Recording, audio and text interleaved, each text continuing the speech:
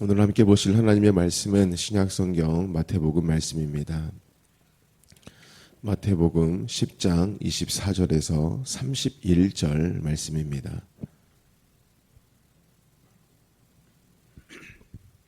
한 목소리로 함께 하나님의 말씀을 읽겠습니다. 제자가 그 선생보다 또는 종이 그 상전보다 높지 못하나니 제자가 그 선생 같고 종이 그 상전 같으면 조카도다. 집주인을 바알세불이라 하였거든 하물며 그 집 사람들이랴. 그런즉 그들을 두려워하지 말라. 감추인 것이 드러나지 않을 것이 없고 숨은 것이 알려지지 않을 것이 없느니라. 내가 너희에게 어두운 데서 이르는 것을 광명한 데서 말하며 너희가 귓속말로 듣는 것을 집 위에 전파하라. 몸은 죽어도 영혼은 능히 죽이지 못하는 자들을 두려워하지 말고 오직 몸과 영혼을 능히 지옥에 멸하실 수 있는 이를 두려워하라. 참새 2마리가 한 아사리올에 팔리지 않느냐. 그러나 너희 아버지께서 허락하지 아니하시면 그 하나도 땅에 떨어지지 아니하리라. 너희에게는 머리털까지 다 세신 바 되었나니 두려워하지 말라. 너희는 많은 참새보다 귀하니라. 아멘. 아멘. 계속해서 우리 두려움이라는 이 제목으로 은혜를 나눕니다. 예수님께서 제자들을 세상에 보내십니다.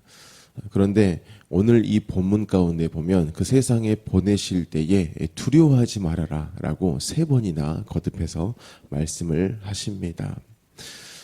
왜 그러냐면 실제로 이 제자들이 나아가야 할 그 세상은요, 두려운 곳이기 때문입니다. 여러분, 왜 두려운지 성경이 말씀합니다. 그들이 그냥 세상 가운데 가서 두려운 게 아닙니다. 그들과 곧 제자들과 예수님의 관계가 있기 때문이라는 것이죠. 바로 이 제자들은 예수님의 제자들입니다. 그 말은 곧 예수님이 그들의 스승이 되신다라는 것이고, 그렇다면 예수님이 경험하시는, 예수님이 겪으신 그 모든 고난에 대해서 너희에게도 동일하게 있기 때문에 그들이 바로 이 두려움 가운데에 갈 수밖에 없다라는 것이죠. 베드로전서 2장 21절에 이를 위하여 너희가 부르심을 받았으니 그리스도도 너희를 위하여 고난을 받으사 너희에게 본을 끼쳐 그 자취를 따라오게 하려 하셨느니라 라고 말씀합니다. 여러분, 저와 여러분이 성도인데요, 이 성도가 세상으로 부르심 받은 이유를 말씀하고 있습니다. 바로 그리스도께서 받으신 그 고난이 있는데요, 그 고난을 누구도 받기 위함이라 우리도 받기 위함입니다. 우리도. 그리스도께서 우리를 위하여 고난을 받으셨어요. 그 고난 가운데에서 순종하심으로 말미암아 우리에게 구원이 왔어요. 그 구원을 받은 자는 이 예수님과 똑같습니다. 본이 되신 예수님하고 같아요. 그 예수님의 자취를 따라간다라는 것입니다.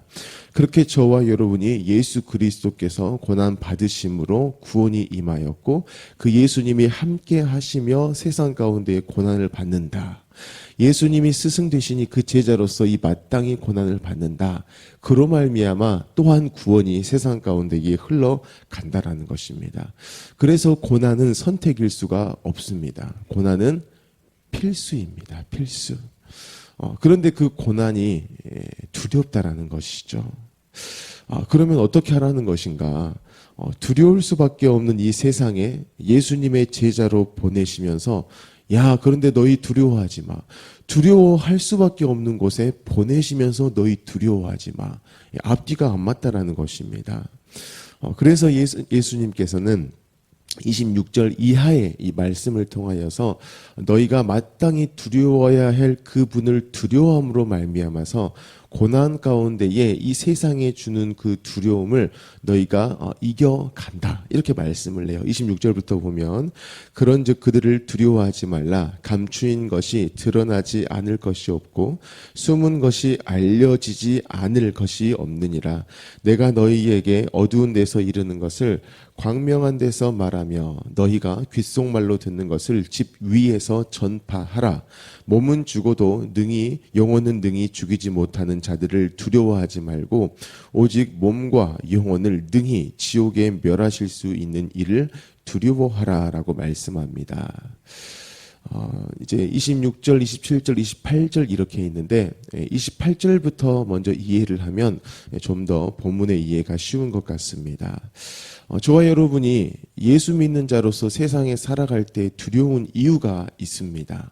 왜냐하면 이 세상 가운데 살면요, 세상이 우리를 죽이려 한다라는 거예요. 이유는 단 하나입니다. 누구 믿어서? 예수 믿기 때문에 그렇습니다. 예수 안 믿으면 세상 안에서 타협하며 즐거움 가운데 그렇게 살아갈 수가 있다라는 것이죠. 여러분, 예수 믿으면 이 세상 가운데에서 손해를 입습니다. 핍박받는 일이 있습니다. 예수님이 먼저 그렇게 보여주셨다라는 것이죠. 예수님은 가는 곳마다 핍박을 받으셨다라는 겁니다. 그리고 심지어 죽음까지 당하셨다라는 것이죠. 하지만 그렇게 이제 예수님께서 십자가에서 죽임을 당하시기까지 하지만 그렇게 예수님의 몸은 죽으시지만 영혼은 죽지를 않으시죠. 이것은 우리에게도 동일하게 적용이 된다라는 겁니다.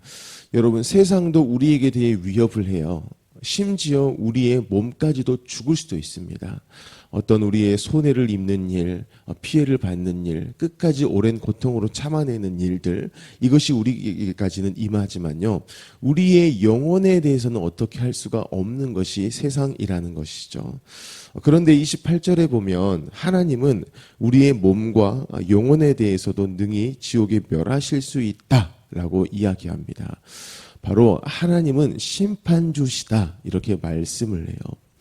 예수 믿는 자들에게 대해서는 영원한 생명, 영원한 천국, 그 영생을 주시는 분이시기도 하거니와 그 예수 그리스도를 거부한 자, 영원한 생명이 되어주시는 그 예수님을 밀어내는 자들에게 대해서는 영원한 죽음에 대해서 그것을 주실 수 있는 심판주시다 이렇게 말씀을 하고 있는 겁니다.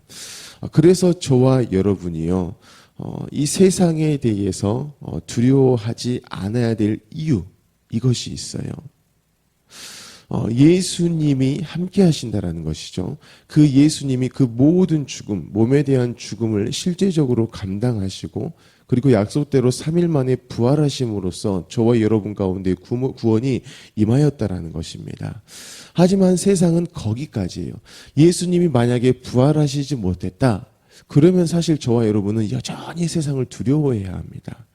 적당히 타협하면서 그렇게 세상 가운데 살아가는 것이 맞지만 부활하신 주님이시기 때문에 그 주님이 함께 하시며 또한 저와 여러분에게 이 세상 가운데 보내시기 때문에 하나님께 대한 마땅한 두려움이 있다라고 하면, 하나님이 심판주이시구나, 이 사실이 우리 가운데 있다고 하면 세상 가운데 나아갈 수 있다라는 것이죠.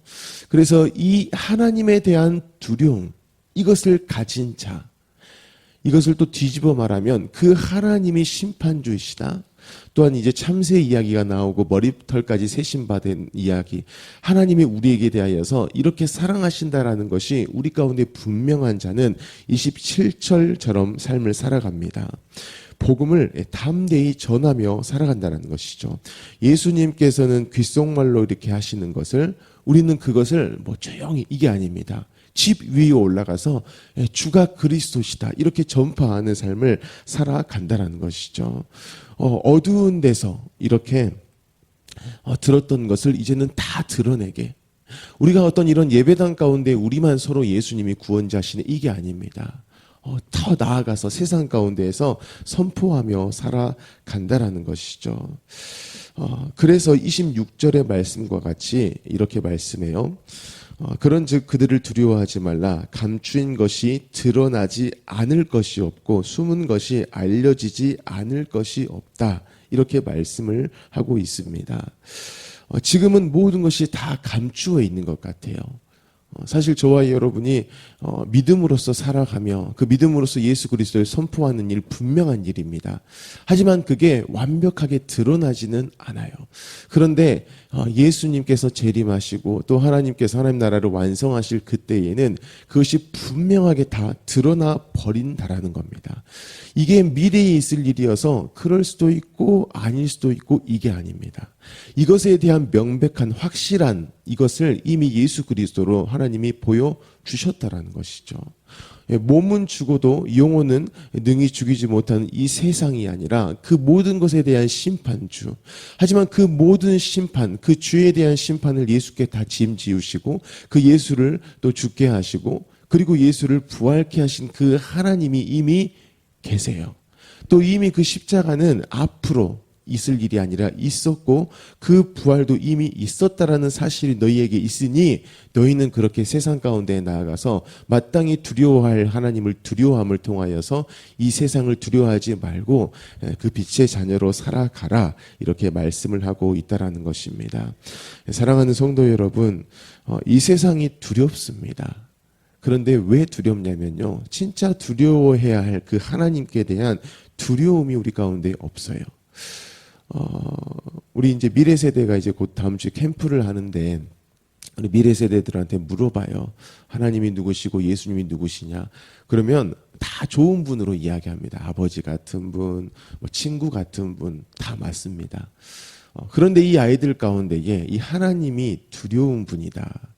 성경적인 표현으로 더하면 경외, 하나님의 하나님 되심에 대해서 이 아이들이 잘 몰라요.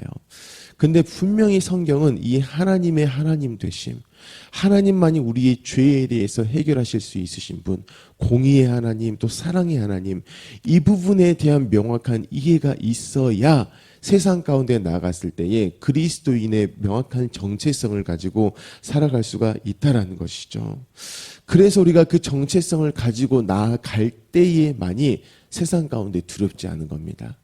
하지만 이 정체성이 없이 세상에 나아가다 보니까 늘 세상은 우리에게 대해서 당당해요. 사실 우리가 당당한 건데 세상이 우리에게 대해서 너무나 당당합니다. 우리가 심판주 하나님에 대한 믿음, 이것을 드러내지를 않는다라는 것이죠. 그래서 예수는 믿는다고 하지만 세상 가운데 가면 이게 예수 믿는 사람인가 아닌가. 물론 예수를 믿는다라고 해서 명확한 이런 태도, 예수를 안 믿어서 이런 태도, 이걸로 우리가 구분하는 건 아닙니다. 하지만 그 스스로는 너무나 잘 알고 있다라는 것이죠. 나에게 대해서 내가 정말 하나님께 대한 두려움이 있는가? 그런데 그 두려움에 대해서도 하나님이 예수 그리스도로 모든 구원을 이루시고 우리에게 사랑을 베푸신 그 하나님, 그 참새 한 마리까지도 하나님의 허락 없이 곧 하나님이 그렇게 섬세하게 모든 피조물들을 다스리시는데 하물며 하나님의 형상 따라 지음받은 우리에게 대해서는 그 놀라운 사랑을 베푸시는 하나님이신 것, 이 사실을 모르면은요 세상 가운데에 물에 물 탄 듯 또 술에 술 탄 듯 그렇게 사람들이 살아간다라는 것이죠. 주일날 내 몸뚱이는 이 예배당에 갖다는 놓습니다. 그런데 이 몸뚱이가 저곳으로 가면은요, 이 몸을 죽이는 그들에게 대해서 늘 죽어 나가는 것이죠. 물론 우리는 죽어야 합니다. 그런데 영혼까지 죽어버리는 자처럼 세상이 심판주인 것처럼 우리가 삶을 살아간다라는 것이죠. 사랑하는 성도 여러분, 예수 그리스도로 말미암아서요, 저와 여러분이 이 세상 가운데에 이 세상에 우리가 죽임은 당할 수 있습니다. 하지만 영혼에 대해서는 세상이 어떻게 할 수 없음을 기억하시고요. 그 예수 그리스도로 말미암아서 담대함으로 살아가시기를 바랍니다. 이미 예수님은 죽음 너머를 보여주셨습니다. 그러면 너희에게 내가 본이 됐다. 너희는 나와 같이 삶을 살아가는 것이다. 그것은 그 죽음 너머를 이미 가진 자로서 너희가 세상 가운데 또 나아가는 거야. 그렇게 세상이 너희를 위협하는 그 두려움 가운데 너희가 맞서 나아가는 거야. 내가 그 고난 가운데에서 순종함으로 너희에게 구원을 주었던 것처럼 너희도 세상 가운데 그 고난을 다 받아내. 그 가운데서 순종해.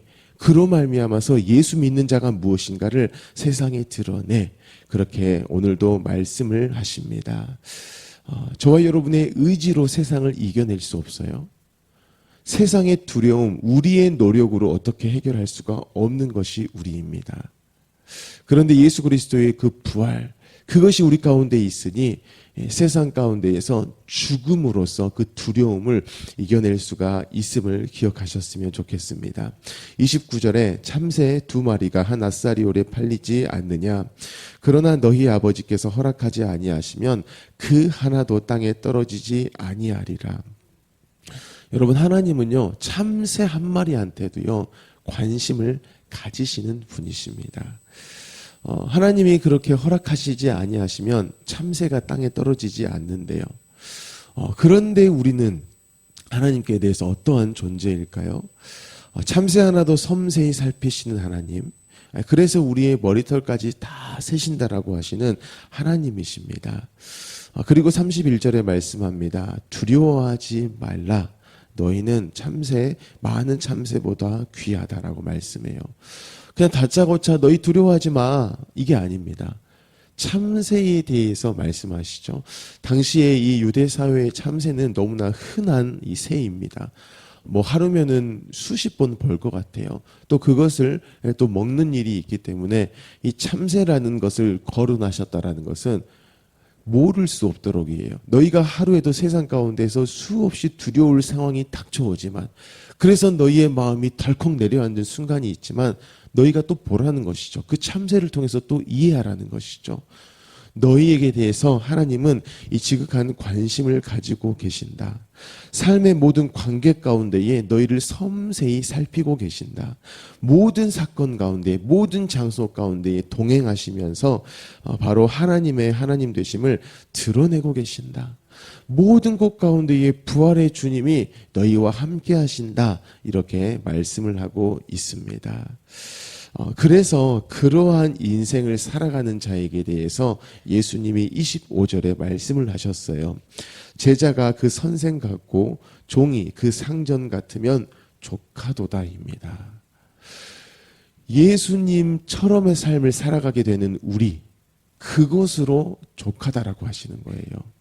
즉 우리가 세상 가운데 그런 고난을 받지만 그 고난 가운데에서 부활의 주님으로 말미암아서 삶을 살아간다.